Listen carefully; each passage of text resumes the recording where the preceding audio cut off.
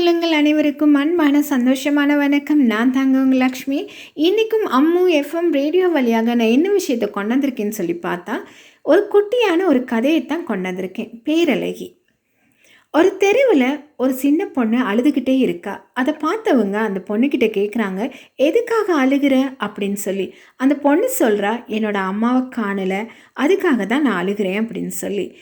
அப்போது உன்னோட அம்மா எப்படி இருப்பாங்க அப்படின்னு அவங்க கேட்க, அந்த பொண்ணு சொல்கிறா, என்னோட அம்மா ரொம்ப அழகாக இருப்பாங்க அப்படின்னு சொல்லி. இதை கேட்டவங்க என்ன செய்கிறாங்கன்னு சொன்னால், அந்த நாட்டோட மன்னர்கிட்ட போயிட்டு சொல்கிறாங்க, இந்த பொண்ணோட அம்மாவை காணலையாம், அவங்க அம்மா பார்க்க ரொம்ப அழகாக இருப்பாங்களாம் அப்படின்னு மன்னர்கிட்ட சொல்கிறாங்க.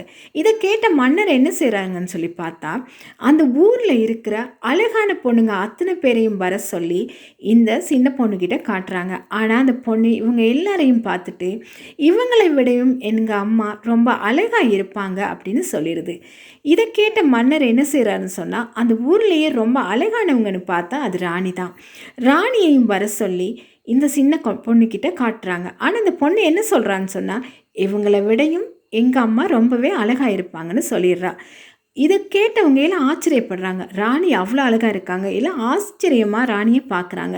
இப்படி இருக்கையில் இந்த பொண்ணு மட்டும் இப்படி சொல்கிறாளே அப்படின்னு, இவங்க அம்மா எப்படி அழகாக இருப்பாங்க அப்படின்னு எல்லாரும் எதிர்பார்த்து பார்த்துட்ருக்காங்க. அந்த சமயத்தில் ஒரு கருத்த உருவத்தோட தோலெல்லாம் சுருங்கி ஒரு பொண்ணு வராங்க.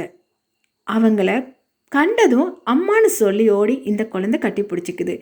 அப்போது எல்லாம் ஆச்சரியப்பட்டாங்க. எப்படி இருந்தாலும், என்ன மாதிரி அசிங்கமாக இருந்தாலும், எப்படி இருந்தாலும் தான் அம்மா தனக்கு அழகு தான் என்கிறத இந்த குழந்தை அங்கன்னு சொல்லியிருக்கு. இதை பார்த்து எல்லாத்துக்கும் ஆச்சரியந்தான். இந்த அம்மாவும் பேரழகி தான்.